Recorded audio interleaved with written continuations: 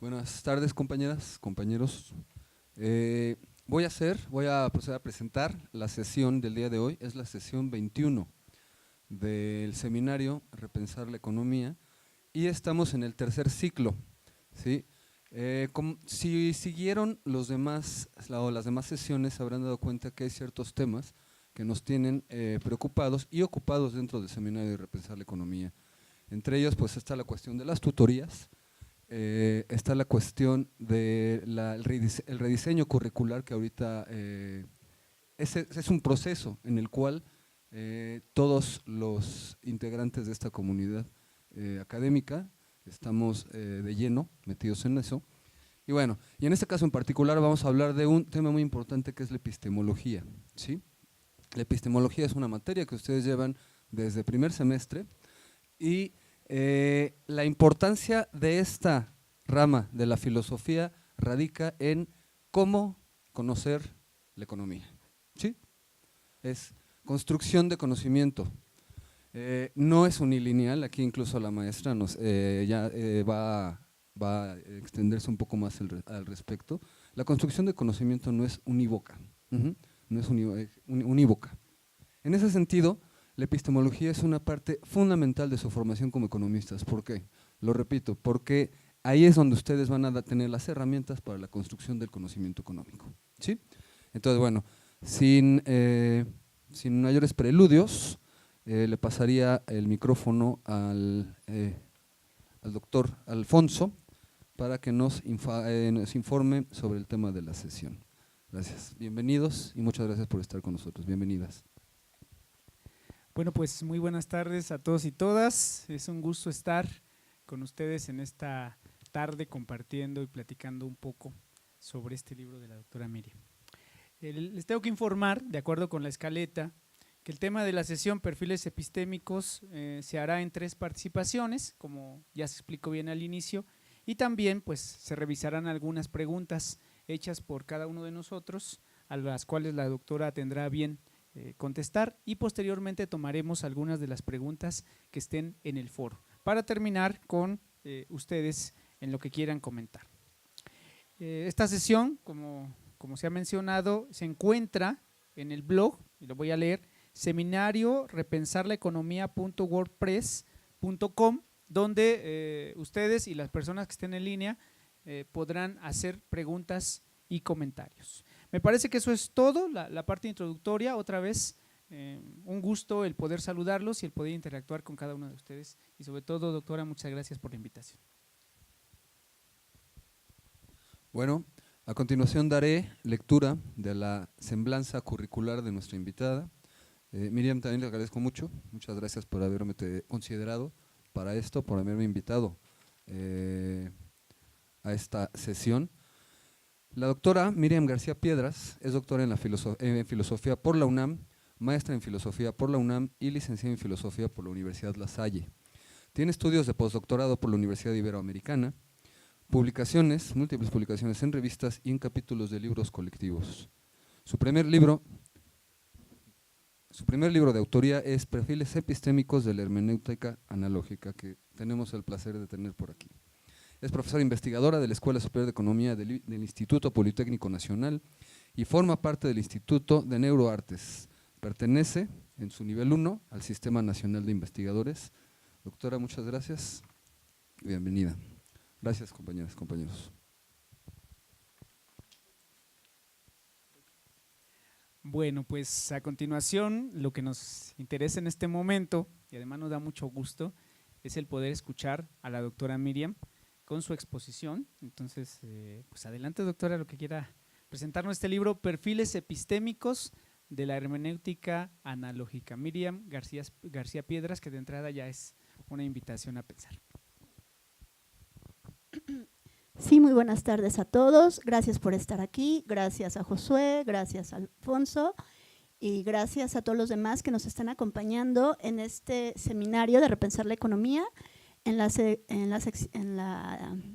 sesión 21, perdón, que en realidad cuando me invitaron a dialogar con respecto a este seminario y en relación como al eje temático de este bloque, que es el rediseño, traté de vincularlo en un ámbito epistemológico que tiene que ver sí con el texto, y pienso que, como muy bien lo dijo el maestro Josué, es súper importante pensar desde dónde se construye el conocimiento no solamente dentro de la ciencia económica, sino del conocimiento en general.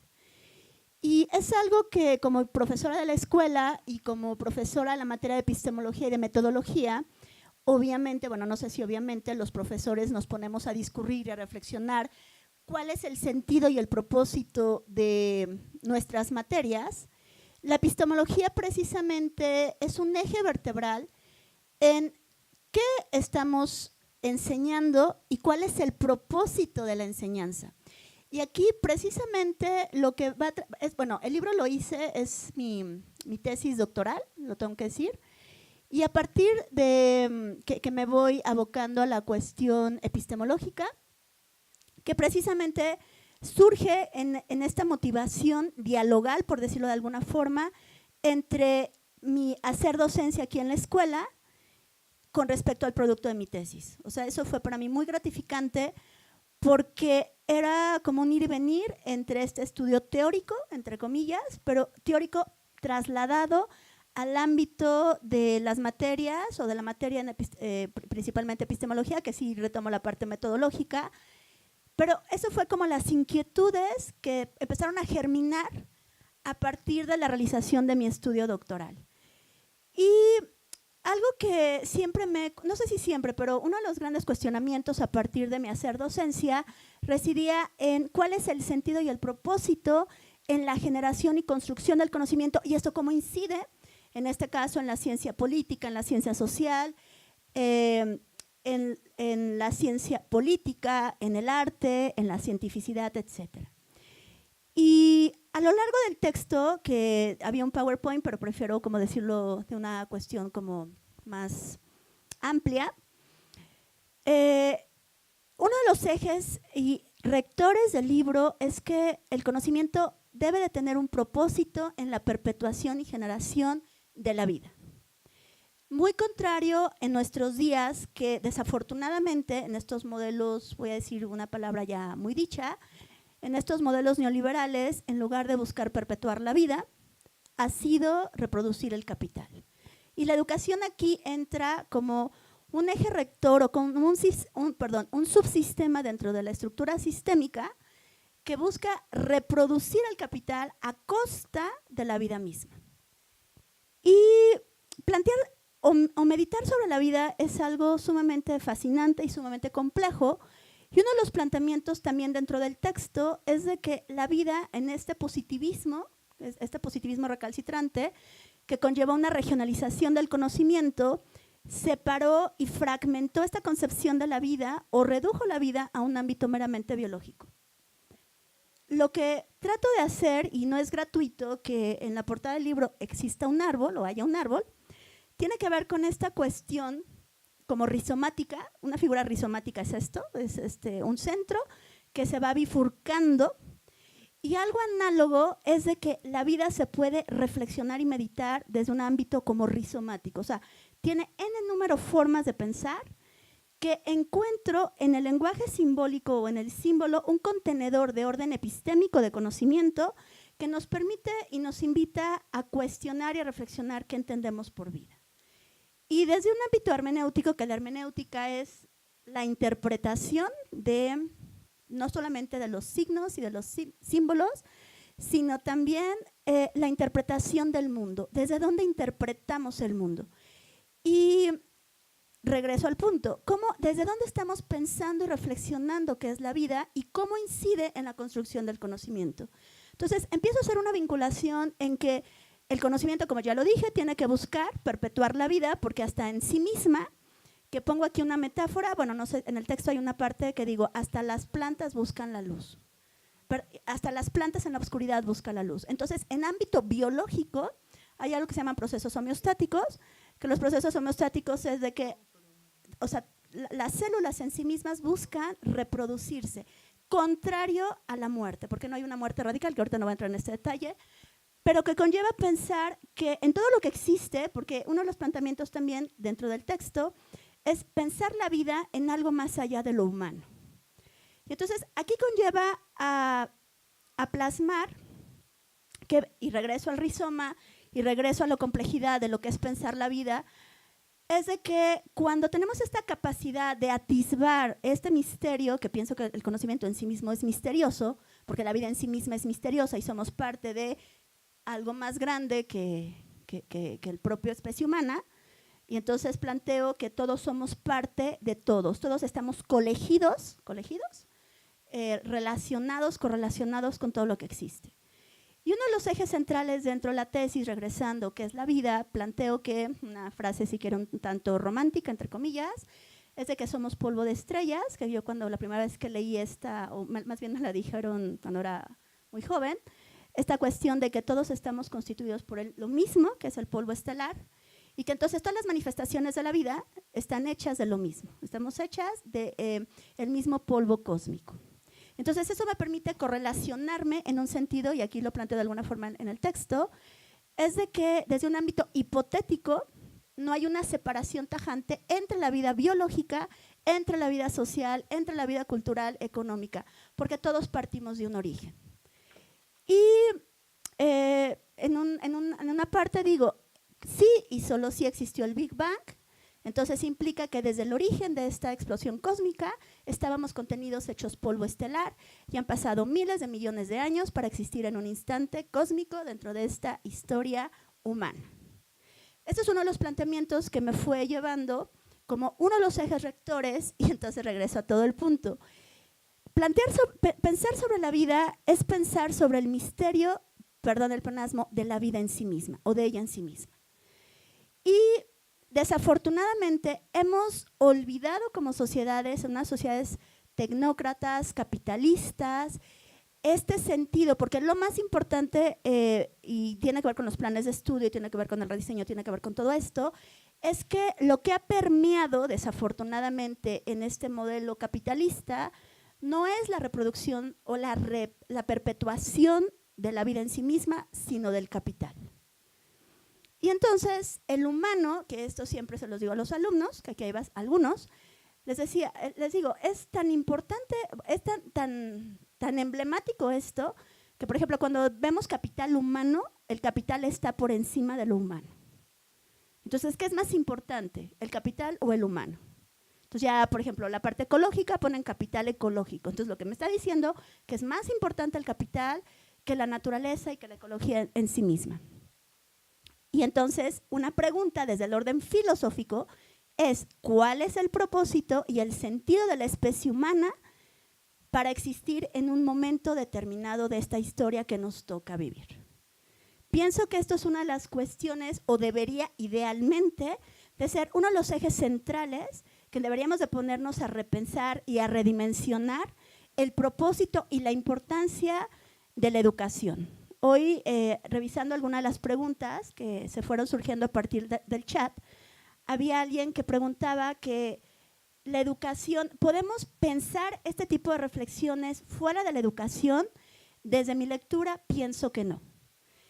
Pero aquí también entra una cuestión bien compleja a nivel educativo.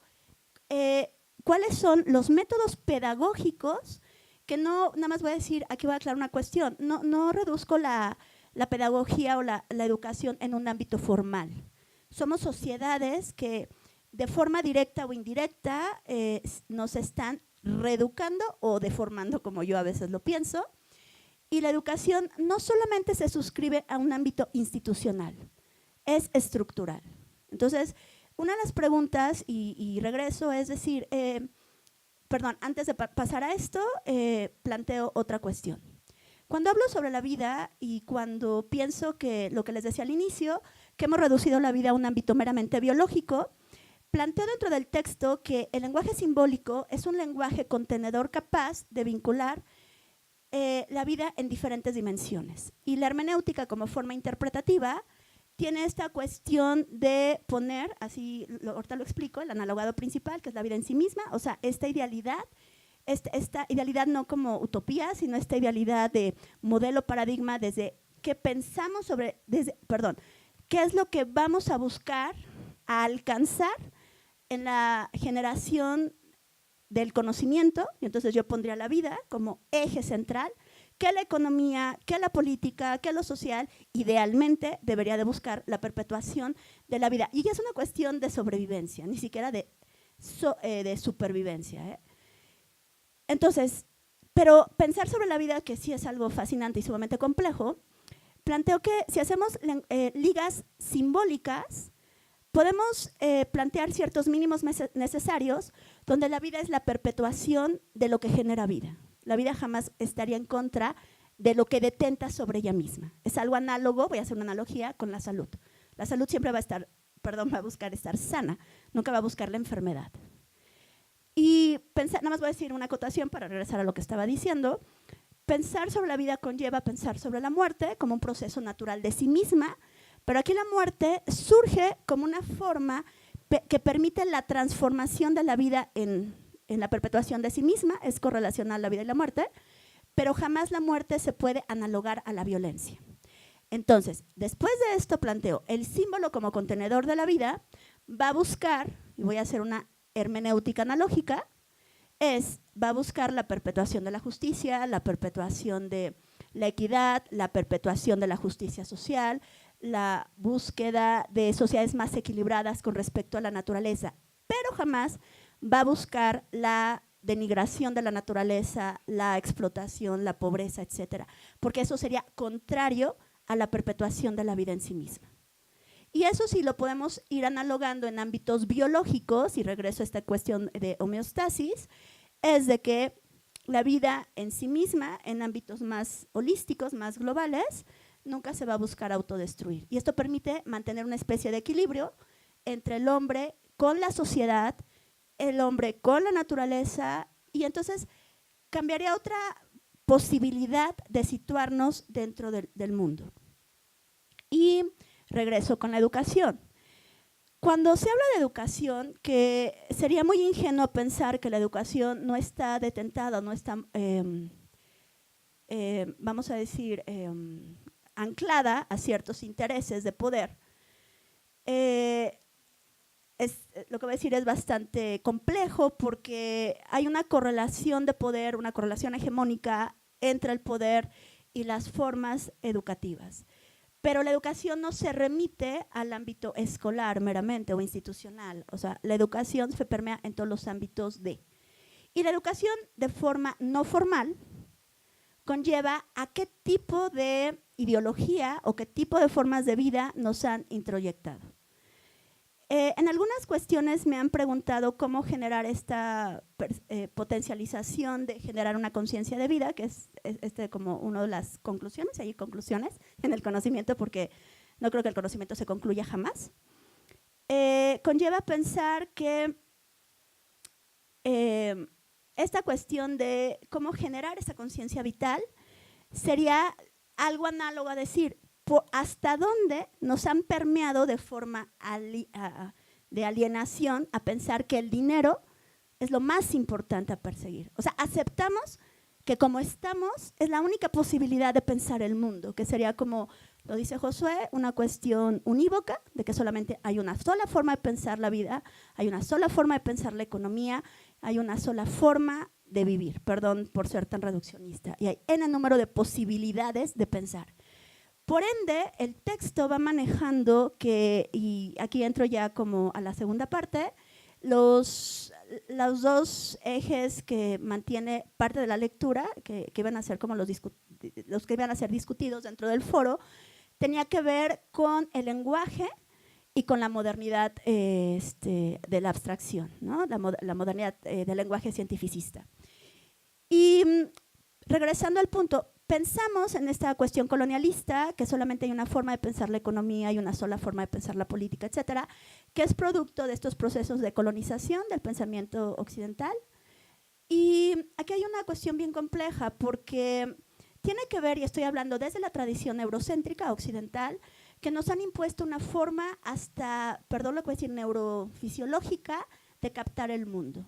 Y esto tiene que ver que pensamos que solamente la razón es la única forma de acceder a conocimientos claros y distintos, que esto es como muy de la modernidad, ¿no? Que empieza con Descartes, y entonces el hombre tiene que ser racional, y entonces tiene que dejar de ser sensual, y tiene que ser imaginativo, y tiene que dejar de ser perceptivo, porque eso remite a estos territorios colonizados. Esto es como, analogan a lo que les digo, la imaginación, la empatía, lo sensual, a cuestiones hasta femeninas, ¿no? Hasta infantiles. Entonces, la razón abstracta que tiene esto, sí, o sea, esto es real, la razón tiene la capacidad de abstraer el conocimiento a partir del lenguaje, y el lenguaje a partir de estos procesos de logización abstracta de las cosas. O sea, por ejemplo, si yo digo celular, pero si ya quito la parte orgánica, bueno, esto no es orgánico, el agua, ¿no? Entonces ya con el concepto agua y con estas fórmulas químicas, y luego viene con todo este discurso científico de qué es el agua. Entonces, la cientificidad puede arguir y tener el control de dominación, epistemológicamente hablando, de conocimiento, que puede tener un conocimiento cuasi absoluto de que eso es el mundo de la naturaleza. Y si lo trasladamos al ámbito de la política, de cómo se mueve el mundo político, cómo se mueve el mundo económico. Ustedes, como estudiantes de economía o como economistas, pueden tener muy claro que las fórmulas económicas en realidad están representando cuasi exactamente lo que son las cosas, y esto conlleva una especie de dominio y de control sobre sí mismo. Y todo lo que es la percepción, la empatía, la imaginación, que tienen parte del tesis como una forma de decir, esas son otras formas, que no lo dice el texto, pero se los digo en este momento yo, son formas neurocognitivas propias de nuestra morfología cerebral, que permite ampliar y redimensionar qué entendemos por conocimiento. Y aquí algo que es bien importante, que yo lo plantearía, ustedes como estudiantes de economía, es ¿qué es la economía? Y la economía, ¿cuál es el propósito de la economía? En un sentido amplio, y esto voy a tomar a un autor que se llama Leite. Leite dice, la economía es buscar satisfacer necesidades que permitan perpetuar la vida. Entonces, esto es bien interesante, porque para poder satisfacer necesidades requerimos de la naturaleza. Y si requerimos de la naturaleza, requerimos idealmente de mantener un equilibrio entre el hombre y la naturaleza. Pero la naturaleza, mediante estas formas de control abstracto, ha conllevado a convertirla o a reducirla a objeto de estudio o de capital ecológico, o la hemos llevado a un objeto muerto para satisfacer y producir, y entonces hemos roto con el equilibrio. Que aquí voy a decir algo, hay un alumno que un día hizo una ponencia que me encantó, que es David, que David planteaba estos ciclos de pensar la economía a partir de los ciclos de la vida. Entonces, con este tiempo cíclico, entonces había una cuestión de temporalidad muy distinta, una temporalidad lineal que va manejando el propio sistema del capitalismo en su fase industrial, porque el capitalismo tiene diferentes formas también de concebir y de representar y de reproducir el tiempo. Ya para ir finalizando, el lenguaje es, Heidegger lo dice, somos seres del lenguaje. El problema no es el lenguaje, el problema es desde dónde construimos las categorías lingüísticas que permiten ampliar el conocimiento, el conocimiento de la vida, o convertirla en objeto, y a lo que dirá Adorno, amamos cosas muertas, una gran contradicción. Hemos ido reduciendo la vida y la hemos ido a nivel de estos procesos de abstracción y estas cuestiones de que es un capital humano, un capital ecológico o un capital humano, contradictoriamente lo hemos ido, matando. Entonces estamos reproduciendo, y hay un autor que se llama Hinkelammer, que Hinkelammer dice, hacemos una economía para la muerte, no una economía para la vida. Y pensar, esto será ya como cerrar, ¿cuál es la responsabilidad de nosotros como profesores, de nosotros como parte de una institución, plantear modelos educativos o modelos que vayan pensando en una economía que va a reproducir el mercado a costa de explotación, a costa de pobreza, a costa de ecocidio, o vamos a buscar, y aquí la cientificidad sí puede ser una herramienta que en lugar de la reproducción del capital sería una perpetuación, en algunos casos, de la perpetuación de la vida. Eso sería como a muy grandes rasgos, porque pienso que las preguntas van a ampliar estas formas de reflexión, ¿no? Por eso se llama perfiles, ¿no? Porque son perfiles, atisbos de reflexiones que que se va construyendo, ¿no? Muy amables, gracias. Pues le agradecemos a Miriam, le agradecemos a Miriam su presentación. Les recuerdo que esta sesión estará disponible en la página del seminario para que la puedan revisar y formular sus preguntas o participaciones. Nuevamente la página es seminariorepensarleeconomía.wordpress.com. Si me lo permites, me gustaría hacer un par de preguntas, tal vez solamente una, pero que creo que es importante y que podría abrevar el camino al entendimiento sobre todo de estos temas. No me voy a tardar, espero no tardarme más de 2 minutos. Considero yo que el punto de partida de Miriam es que el amor al conocimiento idealmente debería, el mundo del deber ser, servir para la construcción de una conciencia de ser virtuosa, en el sentido socrático, ¿sí? La cual se reflejaría en la edificación de un mundo más equitativo y justo. Creo que aquí es donde la doctora finca su argumento, su crítica hacia un modo de producción que, como ella ya lo he dicho, lo dijo ahorita en varias ocasiones, reproduce el capital, no reproduce la vida. Al contrario, mata la vida, ¿sí? Entonces, continuó en este sentido, nos dice Miriam, uno de los males del mundo actual fue validar el conocimiento teórico de la modernidad, que no solamente es eurocéntrica, sino también es, y eso lo digo yo, logocéntrica, negando otros saberes como una forma de colonialismo epistémico. Y lo anterior, bueno, yo me imaginé leyendo el libro, lo anterior incluso lo podemos discutir desde puntos de vista, desde otros autores, pensé en Wallerstein incluso. Entonces, termino con esto y hago mi pregunta. El conocimiento racional y afectivo del ícono simbólico en la hermenéutica analógica es una búsqueda reflexiva que intenta invitar a pensar el mundo bajo otras formas, no negando, sino criticando precisamente esta colonialidad epistémica de la cual habla y que tiene que ver mucho con la cuestión de la modernidad. La modernidad capitalista, no se puede entrar en el capitalismo sin la modernidad, pero no es la única que, digamos que de una forma antropocéntrica, plantea una forma de conocimiento que deja en segundo, en tercer plano, todas las otras formas de vida que no tengan que ver con el conocimiento humano, ¿sí?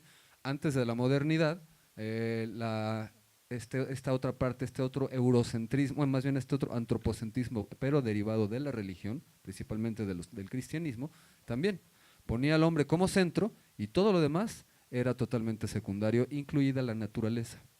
Entonces, en este sentido, a mí me gustaría, si pudieras ampliar un poquito, Miriam, la cuestión de las formas teóricas modernas de generación del conocimiento, porque creo que es muy importante. Hasta la fecha, la modernidad es algo que sigue permeando nuestra sociedad, ¿sí? Y las formas de generar conocimiento que nos heredaron desde esta modernidad capitalista siguen siendo las principales formas de construcción de conocimiento en las universidades del mundo. Entonces me gustaría que si podrías profundizar un poquito en esto, principalmente para nuestras compañeras y compañeros economistas, que es, digamos, que una parte del pan nuestro de cada día, ¿no? Gracias. Sí, gracias por la pregunta, sumamente interesante. Aquí es muy compleja la pregunta que me está haciendo el maestro Josué, porque si somos la sociedad de la modernidad, tiene una tradición logocéntrica que viene desde los griegos y es 100% antropocéntrica. Y las religiones monoteístas también son antropocéntricas. Y esto voy a tratar de responderlo bajo diferentes ópticas, porque precisamente algo que se ha reducido tanto esta cuestión del conocimiento, no podemos pensar fuera del humano, esto es como muy, no sé si sea muy obvio, porque no creo que sea tan obvio, pero pensamos el mundo desde la óptica de lo humano, ¿no? Y entonces aquí tiene que ver con el logocentrismo que dice el maestro Josué, en otras palabras es la razón humana es la forma de representar el mundo a partir de su propia concepción de ver las cosas. A muy grandes rasgos, ¿no? O sea, esto quiere decir, el humano, hay un texto de Heidegger que se me hace muy interesante, que Heidegger dice que la época moderna es la época de la imagen del hombre, que entonces el hombre representa el mundo a partir de su propia imagen.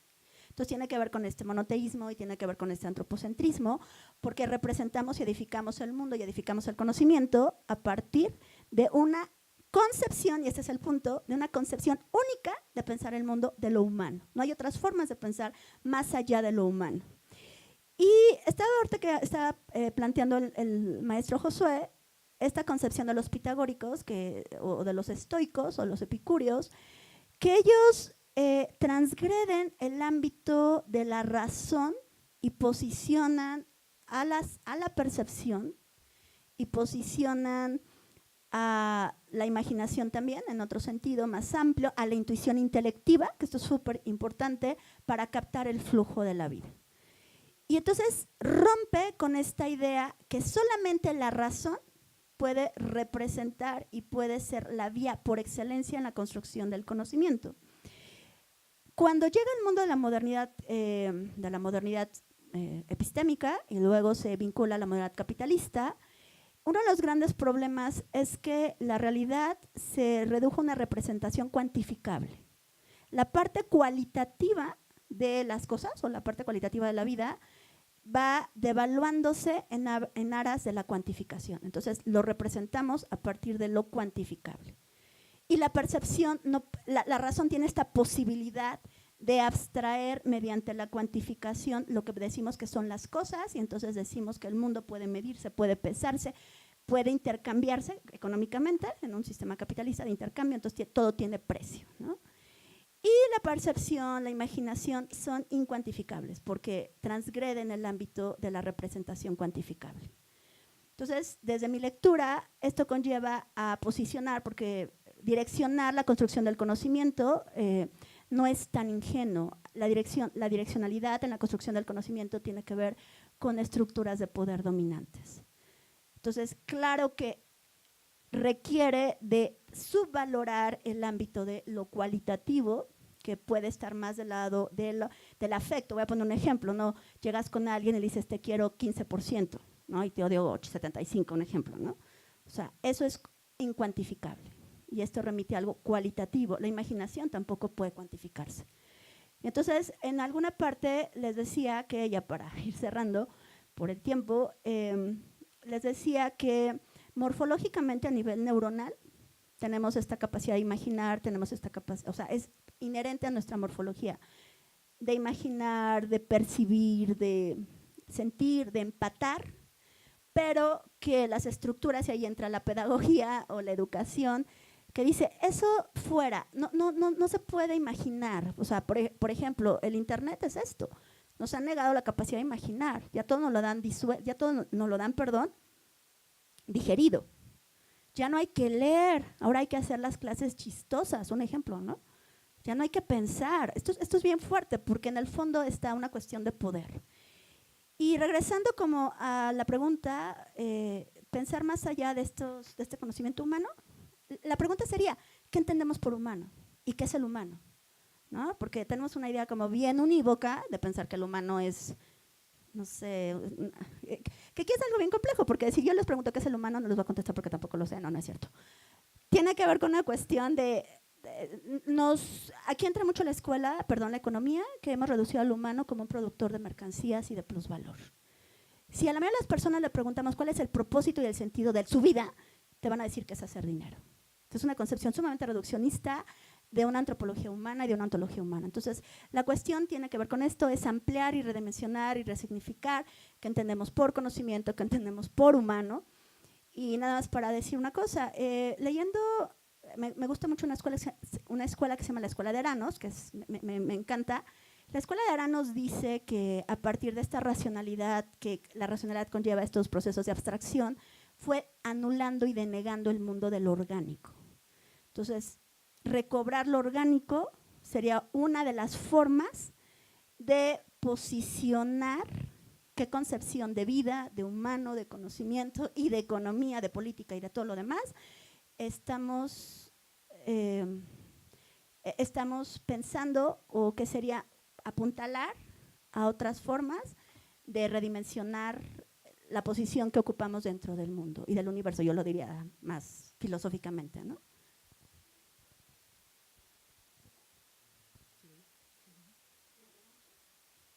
Bueno, pues interesantes preguntas y pues yo me centraré en el ámbito de la educación, que es donde me interesa y me parece que habría que plantear algunas preguntas. Pero antes de eso, quiero reconocer el contenido del libro y pues una invitación a todos a que lo revisen muy bien, porque nos da un ideal muy importante del deber ser, de la formación, y no solamente la formación, sino la construcción de un pensar sobre el sistema en el que estamos nosotros actualmente desarrollándonos y sobre todo el sistema económico, que no solamente es económico, sino que tiene otras derivaciones.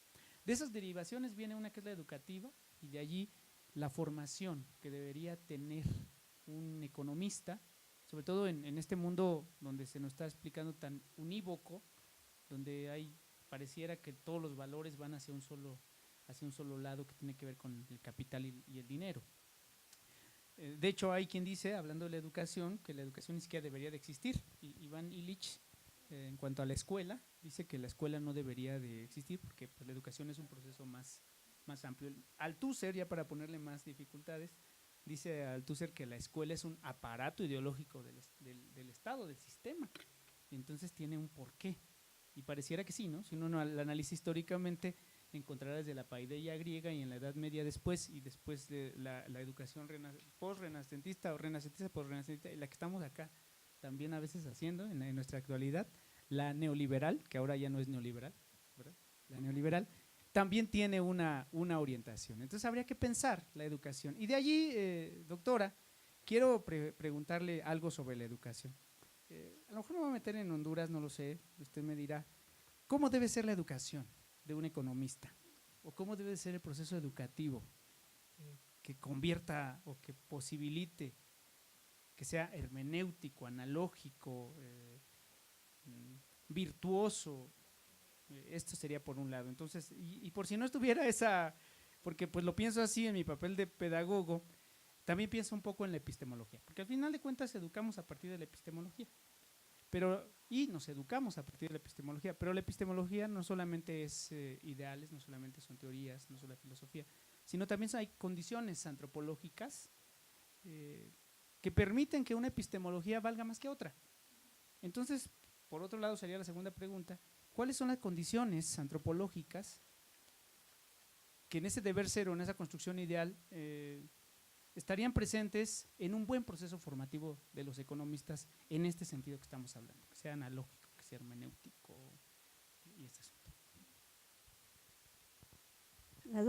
Las dos preguntas muy complejas, que nada más voy a decir que los dos, tanto el maestro Sony como el maestro Alonso, plantearon el deber ser, ¿no? Creo que esto es algo súper importante, Sony decía, se debe, ¿no? Que nada más voy a matizar, no hay que pensar el deber ser en un ámbito constreñido de una ética determinada. Esto creo que es muy importante.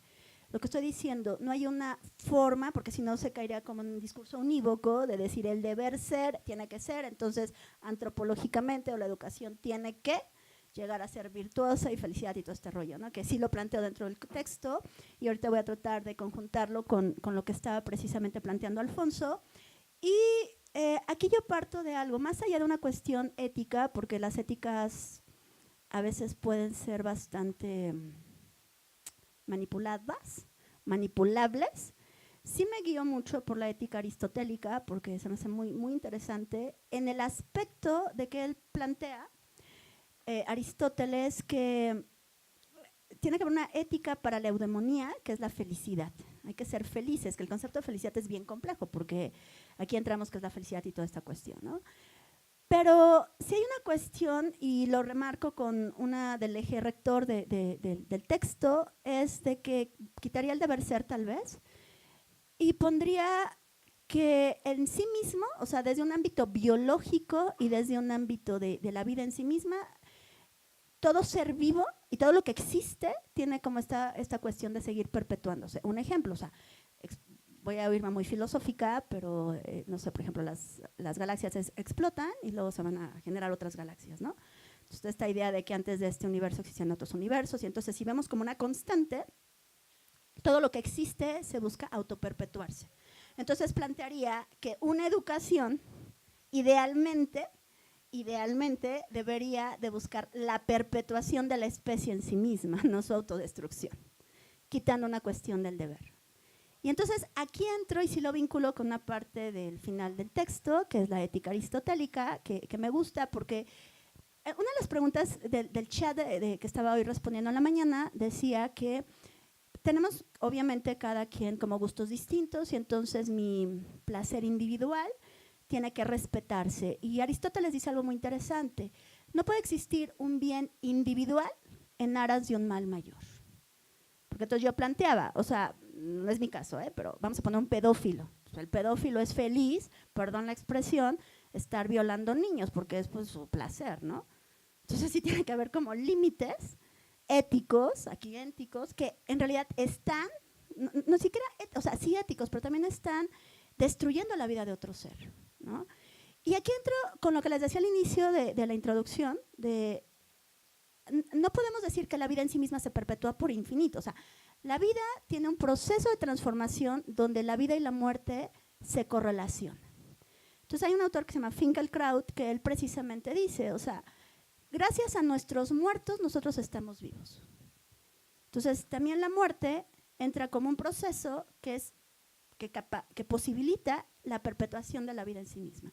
No es lo mismo, voy a ser muy enfática en esto, porque no es lo mismo la muerte que la violencia. La muerte es algo inherente a la propia vida, pero la violencia es transgredir a la muerte misma. Entonces entra, desde mi lectura, desde ámbitos humanos, en una finitud radical, en una muerte radical. No sé si me explico esta parte, o sea, en otras palabras. La especie humana en sí misma se está autodestruyendo, pero yo no conozco a una especie que por sí misma busca autodestruirse. Un día alguien me dijo, es que las ratas maestras se suicidan porque se avientan a las alcantarillas, ¿no? Entonces me puse a investigar y las ratas se avientan cuando las más viejas le permiten a las más jóvenes seguir perpetuándose como especie. Entonces aquí entra lo colectivo, ¿no? Entonces, sí somos sociedades sumamente individualistas, sumamente egocéntricas, que no hay un alumno que siempre estamos como discurriendo sobre esta cuestión si el egoísmo es natural. Aristóteles habla de la autorqueia, que es la autosatisfacción, pero siempre lo digo, y aquí lo decía Sony, creo que Sony lo decía, no, lo estamos hablando hace rato, bueno, yo soy en relación a los otros. Esta idea de egoísmo, yo no puedo ser yo si no soy en relación a. Y esta relación a es lo que me permite correlacionarme y configurarme. Entonces sería perdón la expresión, una tontería decir quiero destruir al otro, porque si destruyo al otro me estoy destruyendo a mí, ¿no? Entonces desde ahí plantearía una educación, desde una cuestión de como especie, no solamente perpetuarnos como especie, sino perpetuar las mejores condiciones de la vida en nuestro espacio, porque en una sociedad actual, pues estamos destruyendo, es como la gran contradicción, nadie destruía su propia casa, pero este sistema está destruyendo su propia casa, ¿no? Bueno, no sé si respondí. Bueno, pues muchas gracias, doctora, y tenemos algunas preguntas en el foro. Por ejemplo, Ada Berenice Caballero pregunta, en el libro menciona que, lo voy a leer como está, la modernidad es la causante de que la empatía y la falta de imaginación ya no sea la misma. En este caso, sería la modernidad la causante de que la sociedad sea tan insensible, que por tener un celular con todas esas aplicaciones dejamos de tener empatía. ¿Será que la modernidad nos está dejando sin imaginación? ¿Que las generaciones futuras no podrán seguir innovando? Esa sería una y vamos a leer otra como para dar la oportunidad de contestar. Nada más que hay algunas que son muy extensas, entonces veamos alguna más corta. Vamos a ver. Norma Patricia Rojo Avendaño. Dice, desde mi punto de vista la lectura es bastante compleja, pero bastante interesante. En lo personal pienso que el ser humano es racional, pero no ha podido desarrollar todo su potencial. Ser analítico es un reto, ya que muchos tomamos lo que nos dan como un hecho, ya sean profesores, instituciones o figuras importantes en nuestra vida, lo que nos impide ir más allá, ya que no somos didácticos, o al menos muy pocos lo son. Y esto nos impide ser personas analíticas y que a su vez puedan crear su propio criterio. Entonces, habla de propio criterio. Y termina, dice, sin duda, la diversificación del lenguaje es importante, ya que nos da la posibilidad de expresarnos de diferentes maneras en varios contextos, ya sea en lo político, social, económico, y esto a su vez nos da la posibilidad de observar el mundo de distintos ángulos que quizá no conocíamos o no podíamos ver y entender. Y yo creo que con esas, doctora, ¿cómo? Sí. Sí, bueno, la primera, que sí, Ada, ¿verdad? Ada fue mi alumna, entonces es muy grato esto. Voy a matizar, sí, precisamente, por ejemplo, hay un autor ahorita recordando que se llama Harpur, que precisamente él dice que bueno, no solamente él, pero ahorita recordando una de sus textos, es de que la modernidad, o en realidad, no podemos responsabilizar en toda la modernidad, y la modernidad tiene la culpa y toda esta cuestión, ¿no? Pero sí la modernidad se enaltece con, y retomo a el texto que les decía de Heidegger, de esta representación del mundo, donde la razón, pero una razón clara, distinta, que es muy cartesiana, es una lectura de Descartes, esta razón clara y distinta puede representar casi exactamente qué son las cosas. Y bueno, para pensar exactamente las cosas niega la imaginación. O sea, eso es como, por ende, por eliminación. No sé si me explico. O sea, si yo sé qué son las cosas, no puedo imaginar que la cosa sea de otra forma, ¿no? Esta es como una parte. Regresando, esto es bien complejo, que tiene que ver con la otra pregunta. Yo me he puesto a pensar, y esta idea de que pensamos racionalmente o abstractamente, creo que también es una falacia, porque no creo que todos pensemos racionalmente, ni científicamente, ni abstractamente. Son unos grupos de poder quienes detentan el conocimiento. Un día leí hace mucho que decían, nosotros tenemos muchas cosas por cierta, por fe. Entonces nos dicen que la gravedad existe y que la energía tiene determinada fórmula y que el agua está compuesta de determinada forma, pero en realidad, ¿quién de aquí lo ha demostrado? Eso nos lo han repetido, nosotros lo reproducimos. Entonces esto es bien complejo, porque en realidad, y esto tiene que ver también, por ejemplo, con estoy hablando en Europa, ¿no? Porque somos tradiciones occidentales. En la época medieval le decían es que si te portas mal te vas al infierno. O sea, ¿quién podía decir en totalidad que te portabas mal y te ibas al infierno? Entonces, sí, aquí entra mucho esta cuestión que Foucault lo va manejando, como esas estructuras de poder, en realidad son unas formas de mantener el statu quo. Y nosotros lo reproducimos. O sea, los discursos hechos están constituidos para mantener una hegemonía determinada. Pero, regreso a Harpur, Harpur sí dice que hay una devaluación de la imaginación, de las relaciones analógicas. Y esto es bien interesante, porque hay una parte donde él dice que en el mundo premoderno, que esto es también otra cosa que no voy a entrar ahorita, en el mundo premoderno tenías esta capacidad de analogar, por ejemplo, un elemento de la naturaleza con una parte de tu cuerpo y esto con un astro. Entonces te permitías hacer una especie como de tejido ontológico, un tejido de todos estamos conectados con todo por analogías y por símbolo, pero para esto requerías imaginación.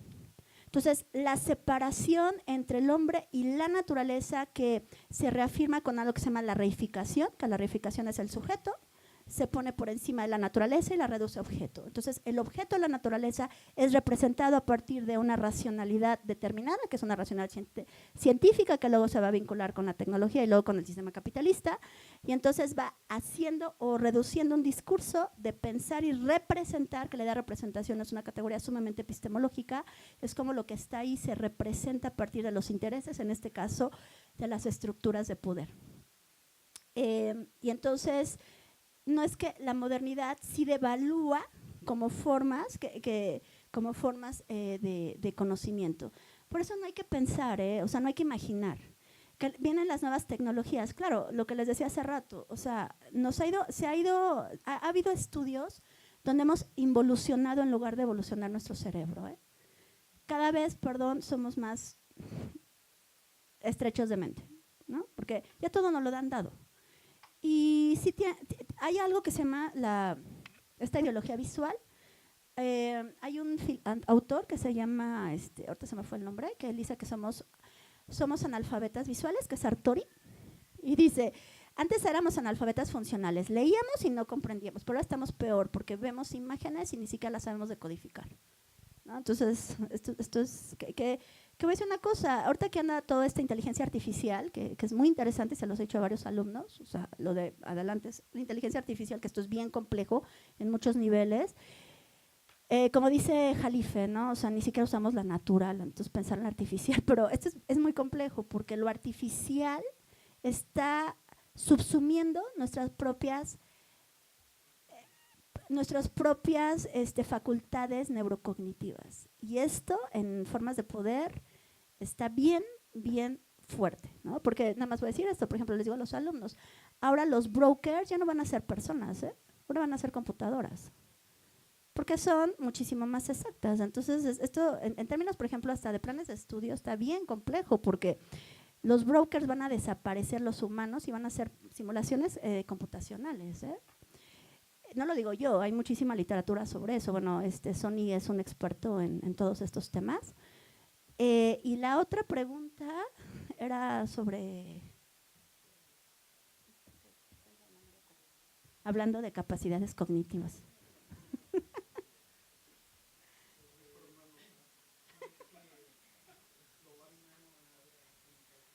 Ah, sí, pues ya lo contesté, ¿no? Creo que eso sí son, ¿no?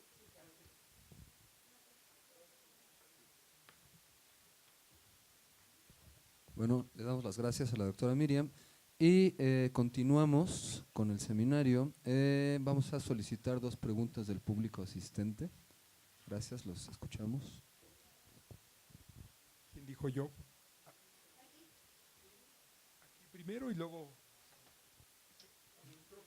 Sí, de antemano muchas gracias por lo que es su ponencia y puntualizando, observando su obra, inicia con un concepto que puede ser un poco fuerte para cierto tipo de lectores o para algunos otros no representa novedad, sino que es la conversión de un contrafactual en algo observable, que es cómo cataloga usted la evolución histórica del pensamiento en un punto en específico, que es cómo Europa se ha colonizado a sí misma.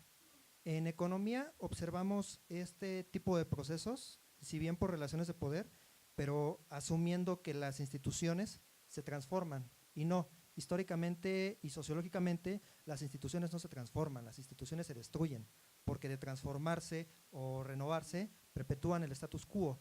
Entonces el punto central es si las instituciones del momento en la Europa premoderna, el salto a la moderna, fueron destruidas, ¿cómo inicia el proceso de colonización de Europa por Europa a partir del lenguaje y la represión social de sus mecanismos de interacción, que es donde se suscita, y lo vinculo para relacionarlo con algunos aspectos que hemos visto en economía, con el mercantilismo, con la aparición de un continente que per se existía, pero sin embargo en la imagen europea no se concebía algo más allá de la superioridad, si lo quiere ver, de la superioridad beligerante de la misma Europa, de su literatura y demás. Es decir, cómo a pesar de cómo se percibe la sociedad europea, se puede colonizar a sí misma y omitir históricamente ese proceso. Y muchas gracias. Sí, por ejemplo, habla en la lectura que Europa se coloniza a sí misma y es una analogía que luego tomo más tarde para hacer algunos apuntes. Es esclava de sus propias palabras, de su propia historia, pero ¿cómo puede ser esclava de ello si lo niega al mismo tiempo? Y gracias.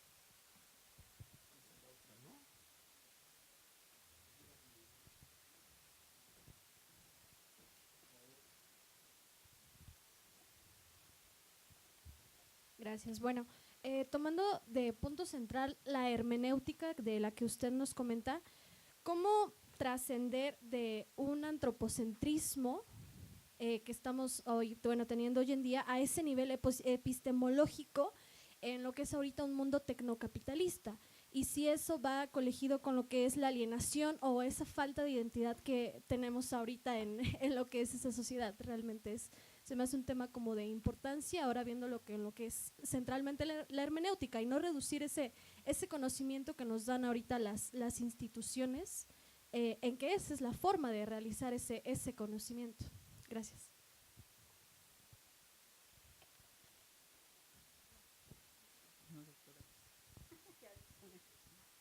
Sí, bueno, la pregunta de Gilberto es sumamente compleja, igual que la otra, son sumamente las dos sumamente complejas. Yo partiría que cómo Europa se coloniza a sí misma, pero, a ver, aquí es que planteaste varias cosas, ¿no? Voy a tratar de, en mi memoria reducida, tratar de acordarme. A ver, decía anteriormente que pienso que es una falacia, que todos los sujetos humanos pensamos, reflexionamos, analizamos, generamos conocimiento. Pienso que todos tenemos la posibilidad y la potencialidad de generar todo lo que estoy diciendo. Pero las estructuras de poder, y es muy fácil echar la culpa a las estructuras de poder, limitan o no limitan esto. Esto es responsabilidad de cada quien. Pero todos tenemos la capacidad de pensar, todos tenemos la capacidad de analizar. Porque hay gente que genera conocimiento y otros no.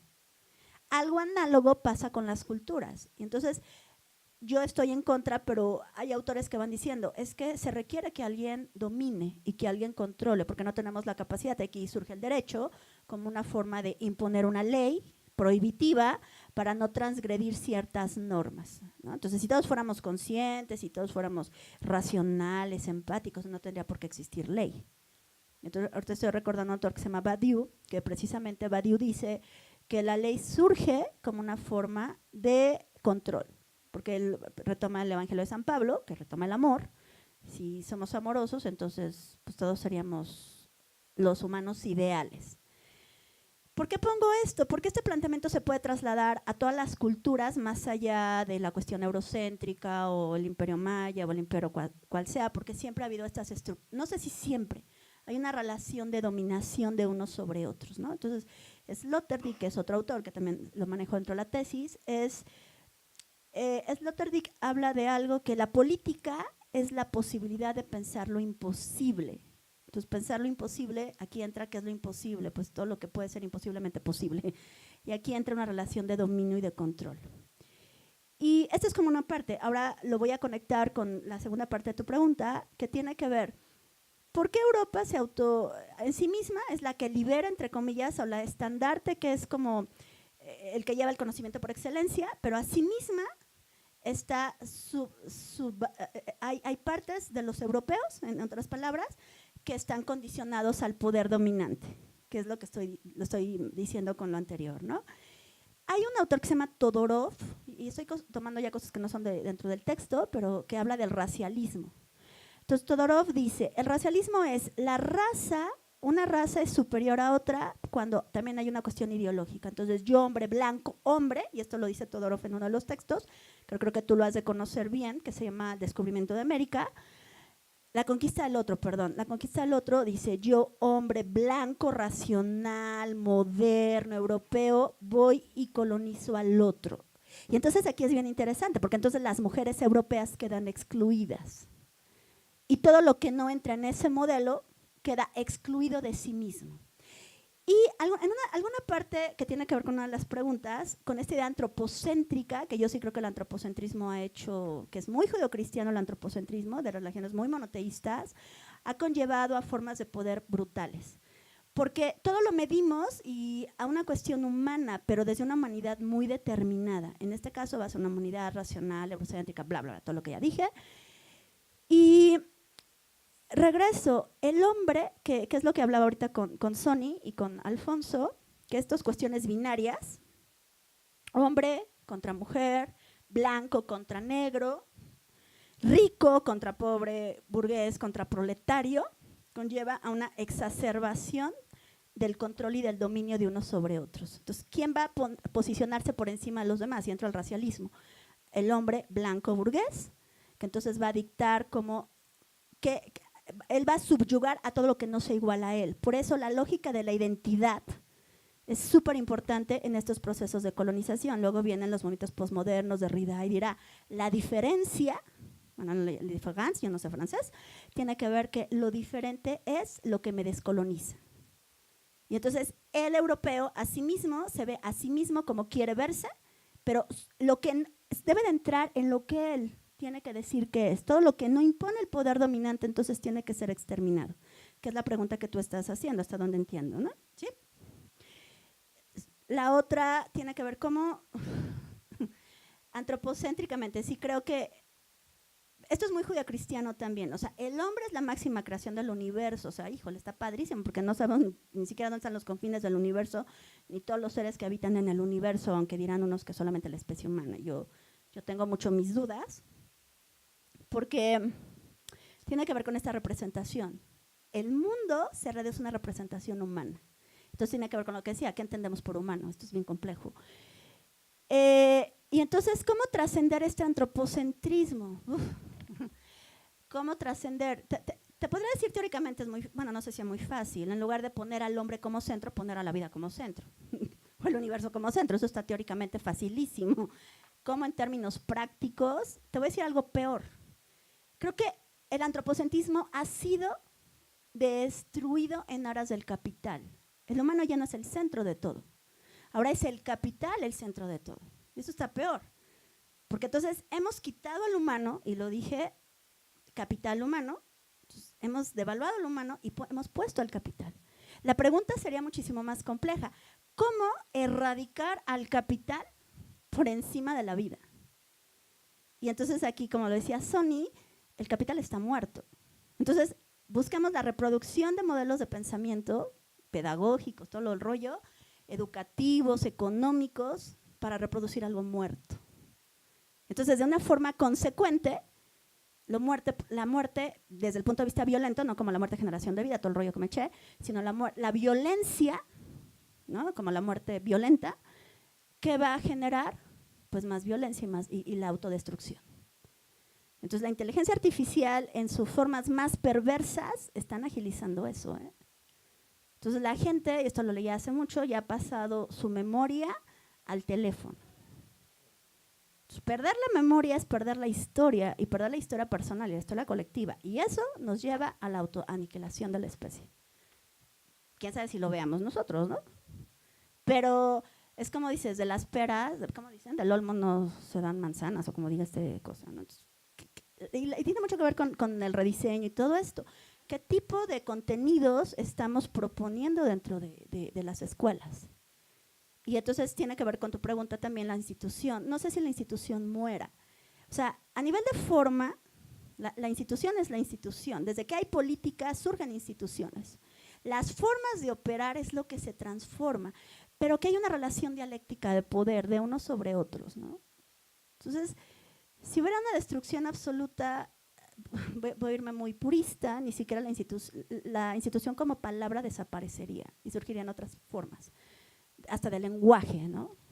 Y el lenguaje, y alguien le respondió hoy en la mañana, el problema no es el lenguaje, somos seres del lenguaje, eso es inherente a nuestra naturaleza, está en el neocórtex y en esta cuestión de la broca, en el área de la broca, la capacidad de generar lenguaje, o sea, inherente a nuestra naturaleza, el lenguaje. El problema es qué tipo de discurso construimos. Y la reproducción del discurso es lo que reproducimos a nivel de vida, ¿no? Esto es bien fuerte, bueno, lo que yo pienso.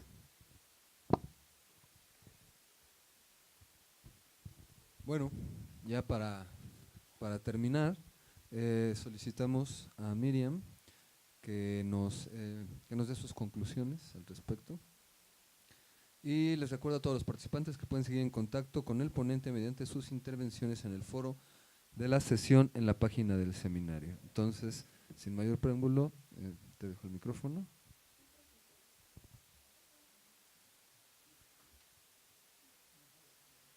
Es que es lo más difícil concluir. No.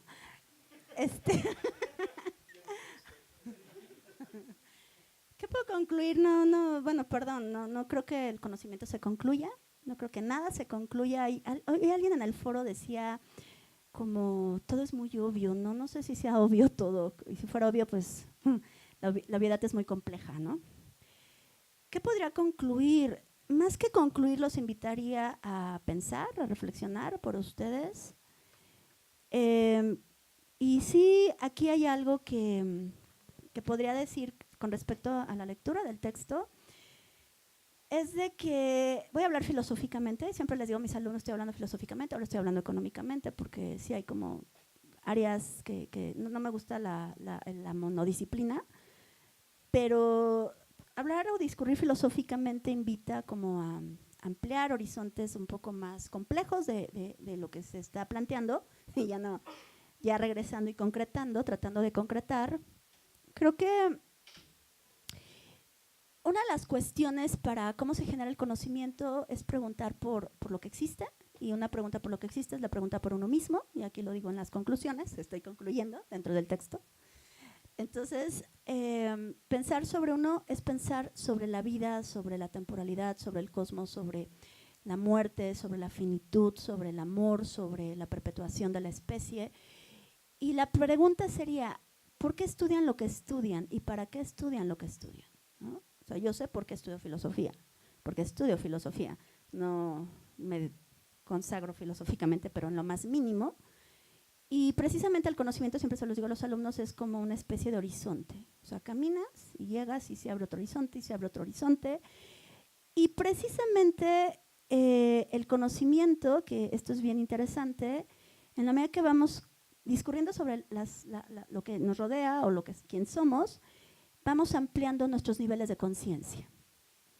Y alguna vez que hace unos alumnos míos me preguntaban que cuál era el propósito del mundo, de estar en este mundo, ¿no? Entonces yo le decía que para mí, en lo personal, el propósito de estar aquí es tratar de vislumbrar o atisbar que soy parte de algo muchísimo mayor a mí misma y que soy parte del enigma de la vida en sí misma, ¿no? Entonces soy parte del universo. Es muy fácil decirlo, a nivel de interiorización es muchísimo más complejo y más profundo y más vital y más existencial y desgarrador y desarrollo, ¿no? Pero yo creo que si la mayoría de los seres humanos, que esto es un planteamiento que me he ido como cuestionando a lo largo de parte de mi vida, si fuéramos sociedades que discurriéramos sobre la vida, sobre la muerte, sobre la transformación, sobre el propósito de la especie humana, que a mí se me hace fascinante, que la otra vez les decía a unos alumnos, que hay un video que me encantó que se llama La excepcional tierra, que en La excepcional tierra decían todas las condiciones que se requieren para que la especie humana exista en una temporalidad determinada. Entonces tiene que ver con la posición de la luna, con la posición de la tierra con respecto al sistema solar y sobre si la luna maneja las mareas y las estaciones y otras cosas, la temperatura de la tierra. Entonces cuando yo vi la primera vez ese video, porque lo he visto algunas veces, decía, teniendo estas n número de variables, no me gustan variables, pero este número de acontecimientos que nos permiten que como especie humana estemos en este momento de la historia, ¿cuál es el propósito y el sentido de hacer conocimiento? Porque a mí la vida en esta cuestión se me hace un regalo en este sentido, ¿no? Yo siempre les decía a mis padres, o un minuto más y no existiría, ¿no? Entonces existo, no sé para qué, bueno, sí, bueno, existe para qué, no en totalidad. Pero el ser conscientes que estamos vivos, que esto es bien, o sea, yo no reduzco lo que les decía la vida a una cuestión meramente biológica, sino una cuestión más vital. La pregunta sería, ¿para qué hacemos conocimiento? Estamos hablando como sociedad, no estoy hablando individual. ¿Qué reproducimos? Y algo que siempre digo, si solamente tenemos una sola vida, ¿qué estamos haciendo con ella? ¿No? Y como especie, si lo trasladamos a un ámbito más complejo, ¿qué estamos haciendo como especie? Y creo que somos la única especie que nos estamos poniendo la soga al cuello. Esto fue una de las reflexiones que me invitó a escribir esto, ¿no? A revalorar, y nada más voy a decir dos cosas. Una cosa, la filosofía, que la epistemología es una rama de la filosofía y hay una distinción que si es epistemología y que si la cientificidad. Entonces, hay una discusión teórica muy compleja que no me voy a meter en este rollo, pero la filosofía en sí misma es amor al conocimiento. Entonces, un día me preguntaba, ¿qué es más importante, el amor? Perdón, la epistemología busca la verdad, ¿no? Entonces me ponía a discurrir. ¿Qué es más importante? Bueno, ni siquiera lo dije yo, lo leí en Henkolovich, que decía, ¿qué es más importante, el amor o la verdad? Entonces yo dije, esto está interesantísimo, pero yo creo que si buscamos la verdad como estas cuestiones exactas, de poder decir esto es el mundo y no puede ser de otra forma, no creo que esa sea verdad. Creo que la verdad es más allá que eso. La verdad siempre va a buscar y toma un concepto de la aletheia que viene en el texto, ¿no? Es el descubrimiento, ¿no? de la vida, ¿no? Entonces, un conocimiento sin amor a lo que existe es ideología.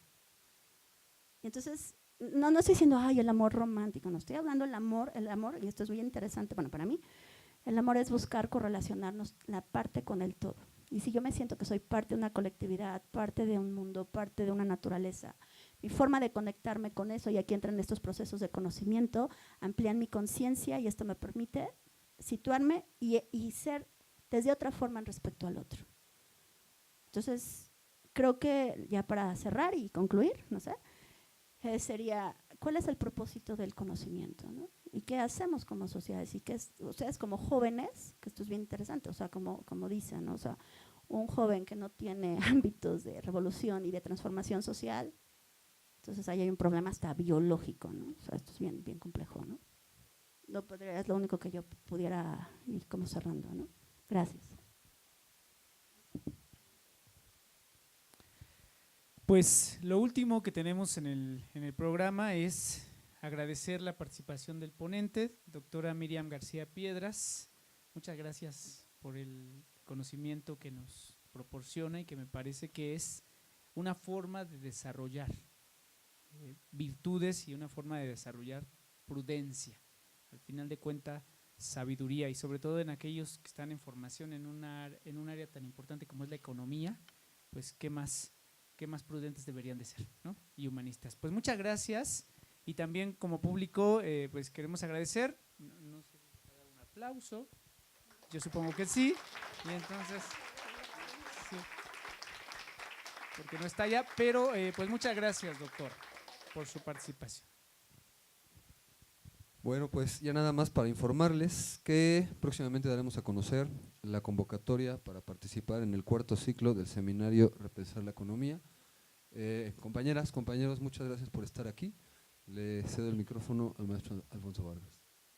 Bueno, yo agradecer a todos, a la doctora, a los dos dialogantes, y entregarle a nombre de la maestra Margarita Aguilar Santos su reconocimiento a la doctora Miriam por su destacada participación en esta sesión.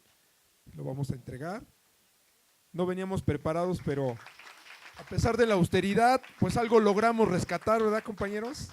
Siempre hay que hacerle a Robin Hood. Por ahí me fui a hacer unas expropiaciones en distintas oficinas, incluyendo la mía. Agradecer al doctorante Alfonso Martínez Luna. Muchas gracias por tu participación. Ahorita te entrego tu obsequio y también alcanzaste. Siempre hay manera de hacer expropiaciones. Y a Josué Simanca Pérez también por su participación. Y a nombre de la maestra Margarita Aguilar, directora de la escuela, que también forma parte de la red de los seminarios de pensar, su servidor Alfonso Vargas, que es coordinador académico, invitarlos a que participen con nosotros. Pensamos que este es un esfuerzo interesante donde se permite decir, proponer, criticar, autocriticarse, ¿sí? Es una invitación a repensar la economía que mucha falta nos hace. Muchas gracias por su participación a todos.